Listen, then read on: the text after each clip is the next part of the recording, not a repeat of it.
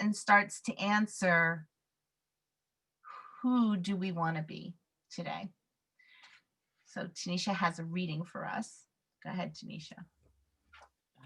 Hello, everyone.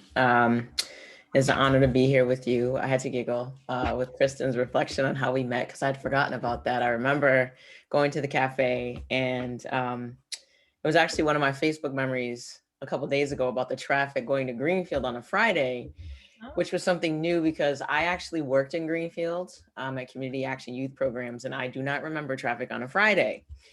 So I'd come up to the Poor People's Campaign meeting and, talked about traffic, and that was just a new experience. But I really enjoyed doing this work. It is difficult at times, but, that being said, the reading that I've selected for today is Proverbs Chapter 6, verses 16 through 19. These 6 things doth the Lord hate, yea, 7 are abomination unto him: a proud look, a lying tongue, and hands that shed innocent blood, a heart that devises wicked imaginations, feet that be swift in running to mischief, a false witness that speaketh lies, and he that soweth discord among brethren. The word of the Lord. All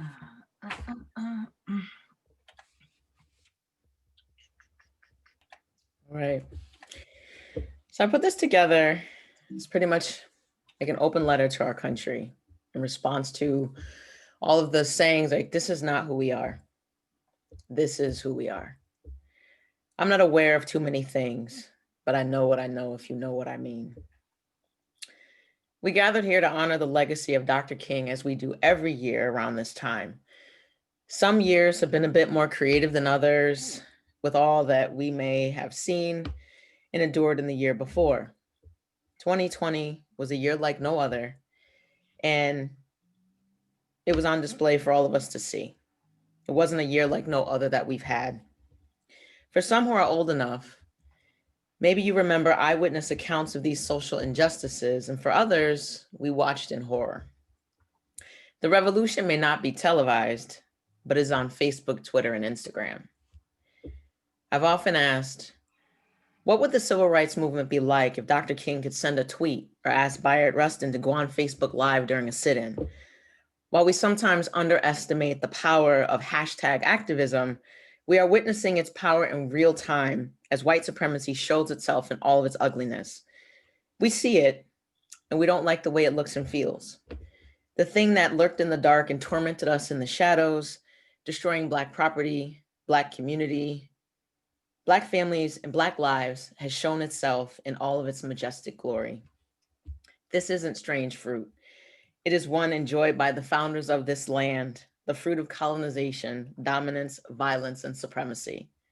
This is who we are, and it's who we have been. To believe anything else is to believe the lie and to continue planting and sowing the seeds of this familiar fruit. Remember in 2016 when Colin Kaepernick took a knee? He knelt for the entire season and has not played in the NFL since 2017.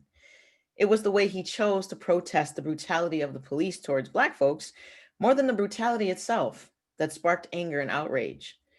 There was the conflation of militarism and patriotism. Cap's knee on the ground was more offensive than the officer's knee on the neck. Never mind. Remember who you are? I do.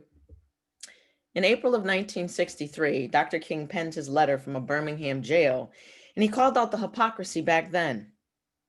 You deplore the demonstrations that are presently taking place in Birmingham, but I am sorry that your statement did not express a similar concern for the conditions that brought the demonstrations into being. 1963, 2020, 2021. It's just the way you protest that's the problem. An ask is a problem. A knee is a problem. A march is a problem. Complying is a problem. Existing is a problem. Amadou Diallo, Sean Bell, Trayvon Martin, Tamir Rice, Sandra Bland, Philando Castile, Breonna Taylor, Atiana Jefferson, George Floyd, Ahmaud Arbery, Jacob White, except he didn't die. He's alive. Paralyzed is a reminder of just what's going on. When our collective pain turned to outrage and set fire to property that was never ours, Dr. King said a riot was the language of the unheard. Can you hear me now? Can you hear the screams of Mamie Till on that dog day in August 1955 when she saw her beloved son after he was found drowned for whistling at a white woman?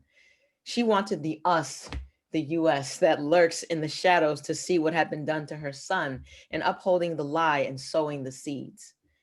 Carolyn Bryant Donham, from Carolyn to Karen, a white woman in Central Park calling the police on a Black man who simply asked her to put a leash on her dog, to comply, to follow the rules. Her words, her actions, her seeds, the familiar fruit of dominance and violence. This is who we are. We talk about Dr. King in this whitewashed way, forgetting the number of times he was beaten, jailed, his family threatened, and his life ended. Why must the cost of declaring Black Lives Matter be the destruction of a Black life? As I speak today, I'm 42 years old. I've lived 3 years longer than Dr. King, who was murdered at the age of 39. He was a husband and a father. A mother had to bury her son. A father lost his namesake. This is who we are. The rhetoric of reaching across the aisle for healing can only come in truth-telling and deep honesty about the ugliness of who we have been as a nation to more than half of our people. For the first time, there is a division in whiteness instead of it being the default. Black folks have long since known all skin folk ain't kinfolk. And now that the veil has been lifted, white people must ask this question and come to the same understanding. In skin like mine, are you an anti-racist or a white supremacist? And just because you are anti-racist doesn't mean that the privilege of whiteness misses you. There is work to be done to dismantle the systems and institutions that have remained hidden in plain sight, choking the life out of us. White supremacy is a culture of dominance at all costs. It is gutting healthcare in a pandemic, while denying survival checks to the rest of us, while Jeff Bezos becomes a trillionaire. It's a housing crisis and millions facing eviction and foreclosure, while there's an abundance of empty property. It's forcing the building of a pollution-spewing, wood-burning biomass plant in an environmental justice community in a city known as the asthma capital of the United States, with a failing air quality grade from the American Lung Association. Oh, that just happens to have a large Black and brown community. It's caring more about being called a racist than racism. This is who we are. This is a lot to take in, to accept the painful truths and to get away from the story we've been telling ourselves. In a speech given at Southern Methodist University in 1966, Dr. King spoke out about the complicity of the state and the church. He writes, "The famous Dred Scott decision of 1857 well illustrated the status of the Negro during slavery. For in this decision, the Supreme Court of our nation said in substance that the Negro is not a citizen of the United States. He is merely property subject to the dictates of his owner. It went on to say that the Negro has no rights that the white man is bound to respect. With the growth of slavery, it became necessary to give some justification for it. It seems to be a fact of life that men cannot continue to do wrong without eventually reaching out for some thin rationalization to cloth an obvious wrong in the beautiful garments of righteousness. This is exactly what happened during the days of slavery. Even religion was used, or I should say misused, to crystallize the pattern of the status quo and to justify the system of slavery. And so it was argued from some pulpits that the Negro is inferior by nature because of Noah's curse upon the children of Ham. The Apostle Paul's dictum became a watchword. That servants be obedient to your master. You will know a tree by the fruit that it bears. The fruit of these United States is rotten, infected with white supremacy and racism in laws, policies, ordinances, voter suppression, redlining, gerrymandering, jails replicating slavery, a la the 13th Amendment. It's the false narrative of the welfare queen and single mothers forced to forgo a college education or lose their assistance benefits that barely kept them just under poverty. That is the beginning story of a rise for social justice. It's wars raged on communities, just say no to drugs, sentencing disparities between cocaine and crack, mandatory minimums, and the only time opioids became a crisis is when the addict was Todd from the suburbs and not Tasha from the hood. You cannot change something that you are unwilling to confront. This is who we are. As a Black woman in this position, with a platform to speak and folks want to listen, it cannot be and will not be my job to tell white people the things that they want to hear and uphold the lie. Do you want to live well, or do you want to be white? How can I get you to see the connectedness that we have and to do things like not vote against your own interests in the intersection of race and class? How can I get you to understand that Black and brown communities are capable of self-management? We have raised kids that weren't ours and worked on land we couldn't own and survived the horror of plantations. We are the experts of our own lives. We don't need you to save us. We need you to listen, to see, to understand that the systems that oppress us oppress you too, that your liberation is tied to ours. We need you to push resources into our communities and remove the barriers to access so that we can thrive. We need you to know that we value our lives, our kids, our families, and our communities just as you do. We have multi-dimensional lives, and our issues are more than poverty and policing. We are intellectuals, we are artisans, we are teachers, students, mothers, fathers, sisters, brothers, cousins, aunties, uncles, grandmothers, and granddads. We are the heroes that you don't see. Shout out to Officer Eugene Goodman, a Black life in a blue uniform, literally thwarting a white supremacist coup attempt, a soldier, a patriot. We care about a country that never cared about us. We are human. This is who we are.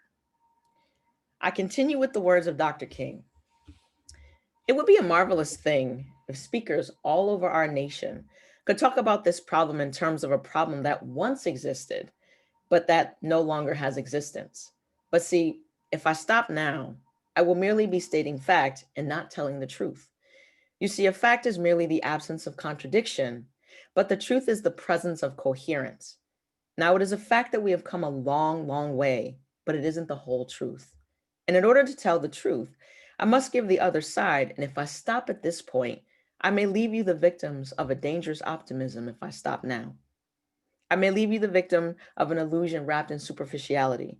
So in order to tell the truth, it is necessary to move on and say not only that we've come a long, long way, we still have a long, long way to go before the problem of racial injustice is solved in our country. Now, I need not dwell on this point. We need only turn on our televisions, open our newspapers, and look around our community. We see that the problem is still with us. He continues, over the last 18 months, more than 52 Negro churches have been burned in the state of Mississippi alone. It seems they have a slogan there now which doesn't say attend the church of your choice, but burn the church of your choice. Let us not forget this speech was delivered March 17th, 1966. On December 28th, 2020, the Martin Luther King Presbyterian Church in Springfield was burned by a white supremacist. History, past and present, is showing us who we are, who we have been, and denial does not save us. Now that we know who we are, we can work towards who we want to be. This is the moment in time where we have to look at ourselves in the mirror and decide that today is the day we quit racism and white supremacy, like a bad relationship or bad habit. If Dr. King were alive today, with all that's going on, the hatred, the voter suppression, blatant racism, a fascist dictator in the White House, he would offer up three important things. One, darkness cannot drive out darkness. Only light can do that. Two, hate cannot drive out hate. Only love can do that. Three, Black Lives Matter.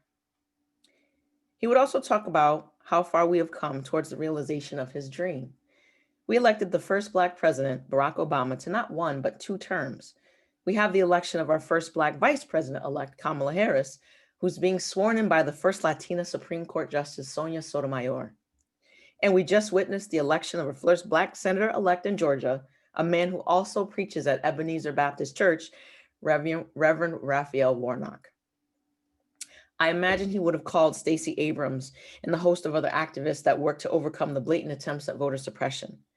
We are indeed moving towards a dream realized. However, we have much more work to do to eliminate the rot of racism and white supremacy in our society. I want you all to come away from this moment today really thinking about who you are and if that's who you want to be. Ultimately, these are personal decisions. When you look in the mirror, are you happy with the person that you see? Are you speaking up and speaking out? Simply saying that you're an ally does not give you absolution. Now is a time for action, and being anti racist requires action. It is a stance that one must take that is reflected in the life you live, the choices you make, the people you entertain, where and how you spend your money, and how you cast your vote. Dr. King was not a politician, he was a minister, following the teachings of Christ, and at the root of that is social justice. That which plagues our society is in the purview of the church. It is in the purview of all of us. As I've learned from a dear friend, accountability without compassion is dominance, and compassion without accountability is collusion. Dominance is a drug that promises connection but will never deliver. To honor the legacy of a Baptist minister and to fulfill a dream, we must put down the white supremacy and the illusion of dominance. Dr. King said we must learn to live together as brothers or perish together as fools. I would take it a step further and add, we must unlearn our ways of dominance and disconnection, understanding that it will never bring us the fullness of our humanity. We can do hard things and create a new and better world with values of equity and connection.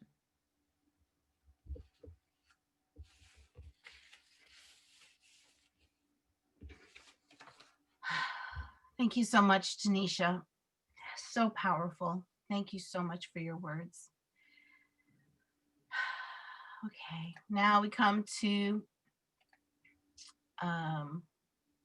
part of our service where we share our joys and sorrows. So if you woke up this morning with a joy so great that you just have to shout it out, or a sorrow so deep that you need the support of this community to hold it, now is your time for sharing of those joys and sorrows. You can unmute yourself and speak and just be listening so that you're not talking over other people.